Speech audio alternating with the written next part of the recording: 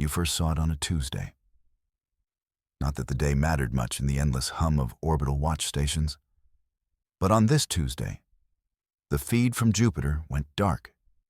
Not a signal loss, not a camera malfunction. The great red spot, a storm bigger than your entire world, simply vanished. It was blotted out by a shadow. This shadow had no shape. It did not reflect light. It did not radiate heat. It was a patch of impossible blackness draped over the gas giant. It was a hole in the universe, an absence of things. The greatest minds on Earth and Mars looked at the data. They rechecked their instruments. They concluded it was impossible. But the impossibility was still there. It hung in space, silent and absolute. The shadow began to move, not with thrusters or engines. It moved by bending space itself. It was a living gravity well, a creature that defied the known laws of physics. It turned its attention inward, toward the sun, toward you. Your first response was cautious. You sent your best. The UNS Starglider and its sister ships were the pinnacle of your technology. They were fast, resilient, and armed with messages of peace. They carried greetings in 1,000 languages. They broadcasted the fundamental constants of your universe, a universal handshake, a sign of intelligent life. The ships approached the anomaly with shields raised but weapons cold.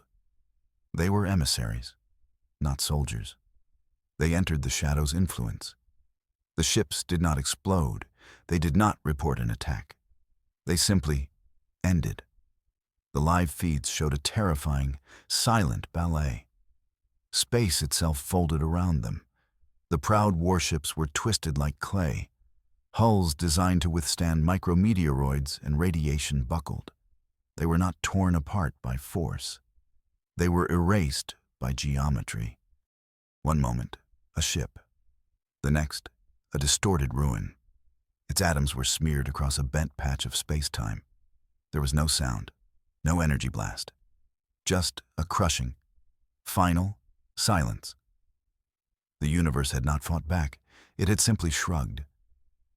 And your finest ships were gone. The shadow did not slow. It drifted toward your home. Its presence was a stain on the cosmic canvas, a creeping dread that filled every telescope and sensor array. Earth began to feel its pull, not in a sudden cataclysm, but in a slow, inexorable tide.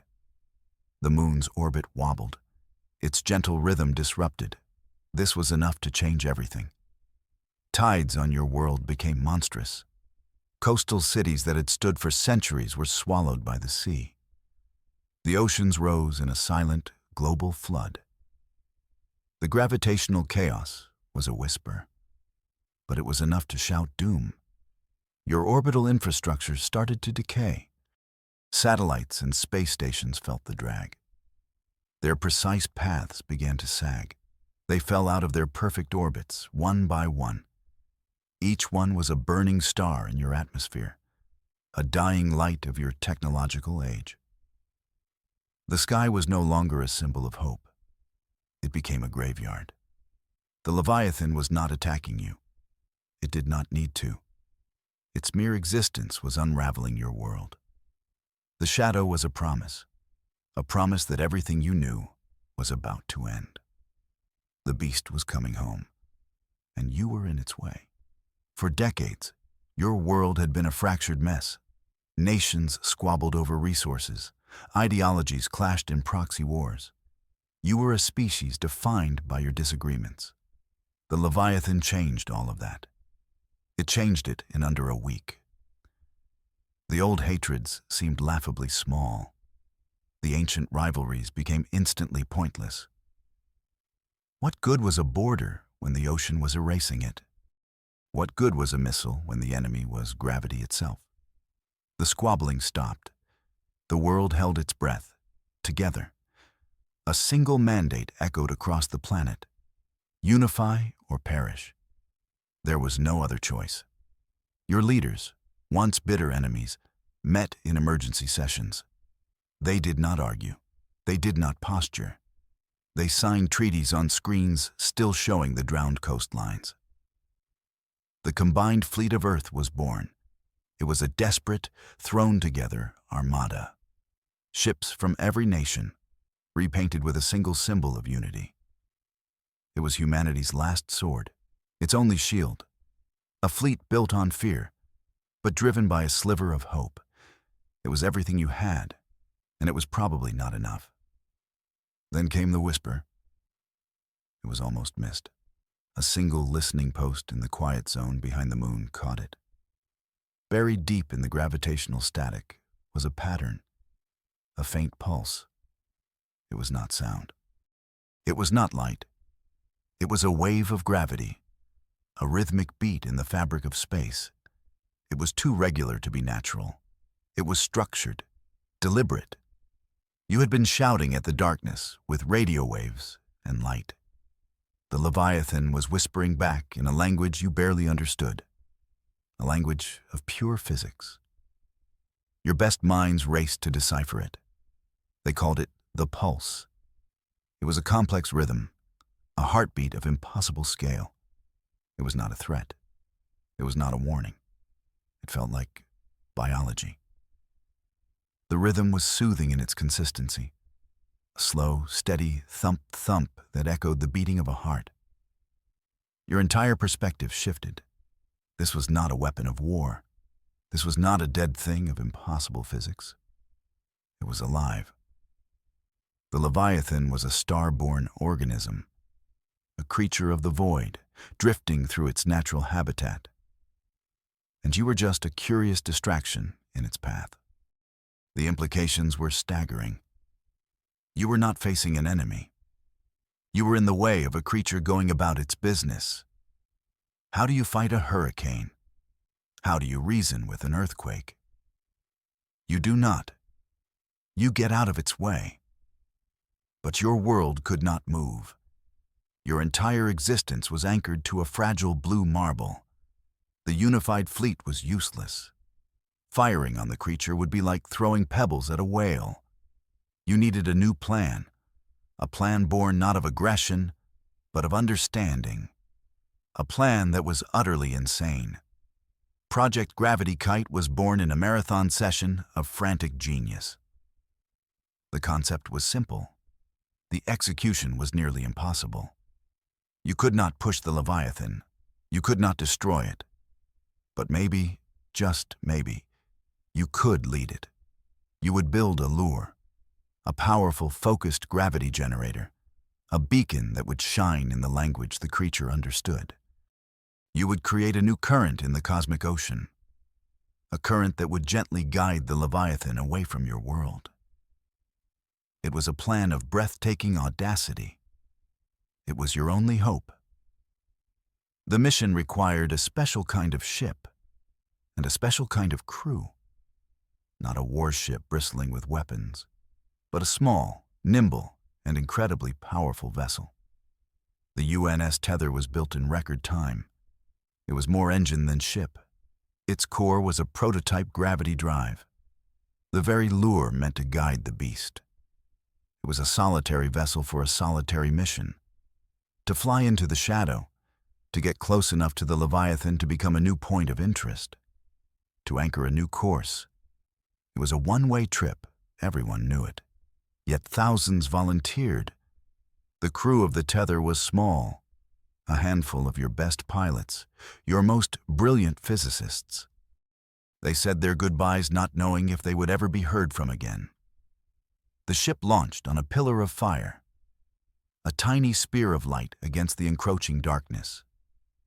It accelerated to speeds that pushed the limits of human endurance. It flew toward the heart of the shadow, toward the creature that had shattered your fleets with its silence. Its mission was not to fight. It was to dance with a god. And hope it did not step on you. As the Tether approached the Leviathan, it sent out a probe, a small hardened drone designed to withstand the immense gravitational forces.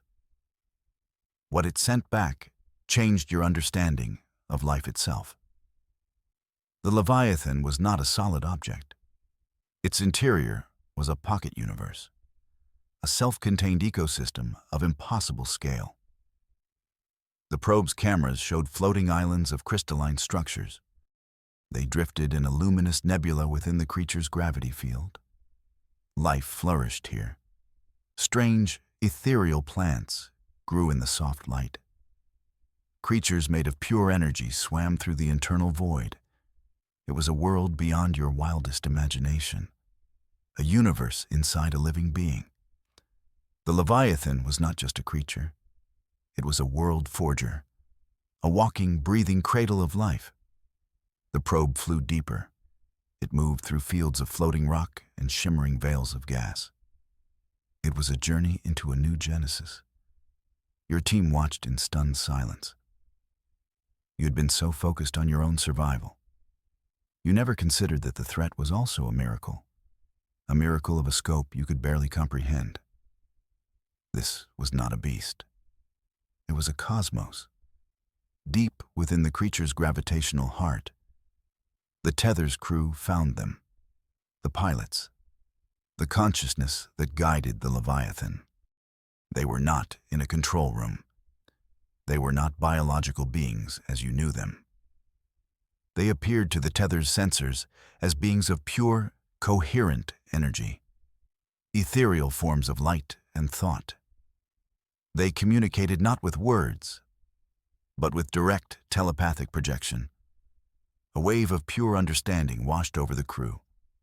There was no malice, no threat, only a serene and ancient wisdom. These beings called themselves the Elder Ones. Their thoughts were calm, deep, and as vast as the space they traveled. They were the mind within the beast. They had watched civilizations rise and fall. They had seen stars born and die. Your brief, loud history was a flicker to them. They were not invaders.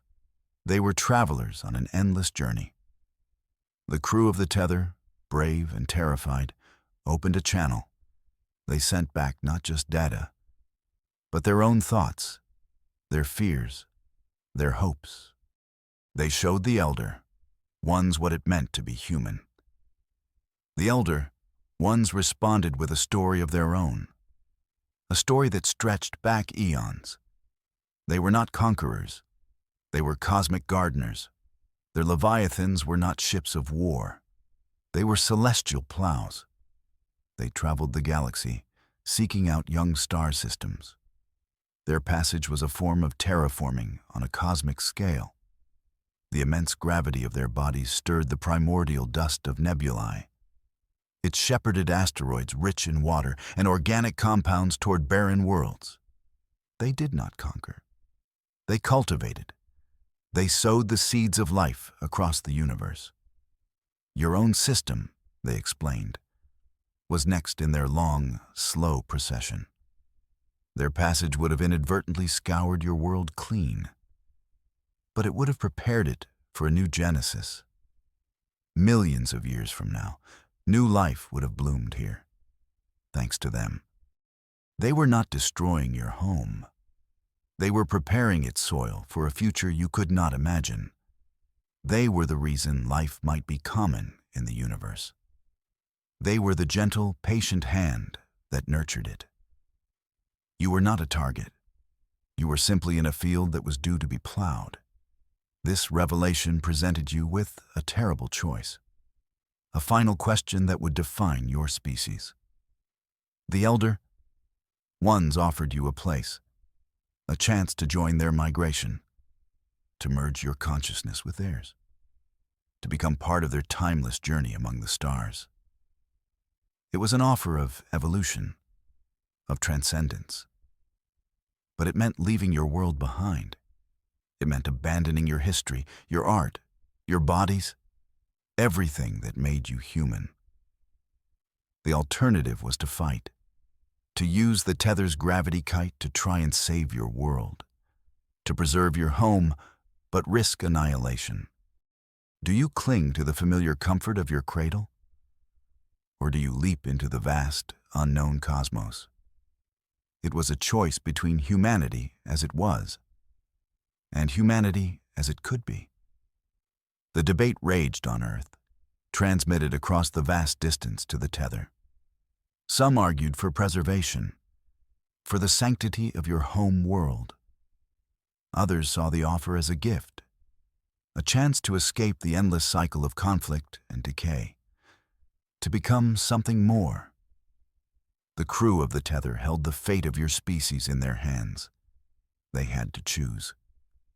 Preserve the past, or embrace the future. Before you could make your choice, the sky darkened again. The single shadow that had terrified your world was joined by others. A dozen more, a fleet of Leviathans. They eclipsed the outer planets, casting long, dark shadows over Saturn's rings. The first creature was only a herald, a scout. This was the main procession.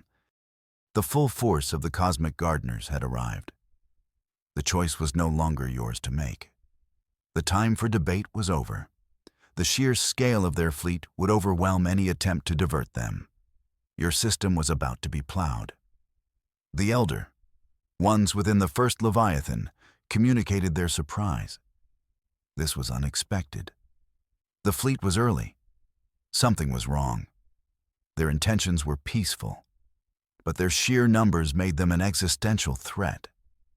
The tether's crew made a desperate gamble, a final, audacious plan. They could not move the whole fleet. But they might be able to move the lead Leviathan. They would ignite their gravity kite. They would pull with all their might, not away from your world, but toward your sun. It was a shield of impossible scale. The plan was suicidal. The forces involved were immense.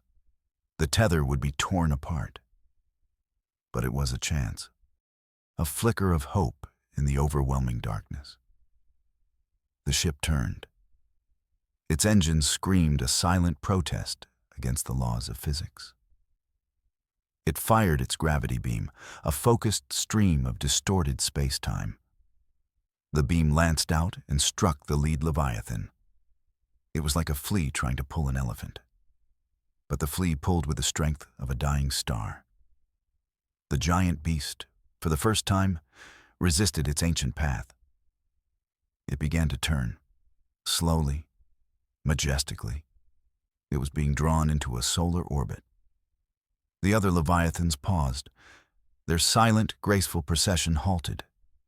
They watched as their leader was drawn into a fiery dance with your star. The Elder, one, sent a final message, not of anger, but of awe. Your species, so young, so fragile, had shown them something new, a ferocity of spirit, a willingness to sacrifice everything for your home. You had not just tried to save yourselves. You had tried to save them from a mistake. This act of desperate, insane bravery changed their calculation. Humanity was not just a weed in their garden. It was a flower worth protecting. The lead Leviathan stabilized its new orbit around your sun, a new, permanent moon of impossible biology. The rest of the fleet did not plow your system. They adjusted their course. They gave your world a wide berth. But they did not leave. They waited. The Elder, ones, made a new offer, not to join them in transcendence, but to join them in partnership, to merge your destiny with theirs, to travel the stars together, you in your ships, they in their living worlds, to be joint gardeners of the cosmos. You accepted. Your world was saved, but your future was irrevocably changed. You became a star-faring species not by conquering space, but by befriending it. The UNS tether was gone, but its sacrifice had birthed a new era. Your ships now fly alongside the great Leviathans. You help them seed new worlds. You learn their ancient star science. You have not lost your humanity. You have expanded it. Your journey is no longer confined to a single, fragile planet. It is written across the stars. a new chapter in the endless story of life. The birth of a new star, a new hope, a new way to live.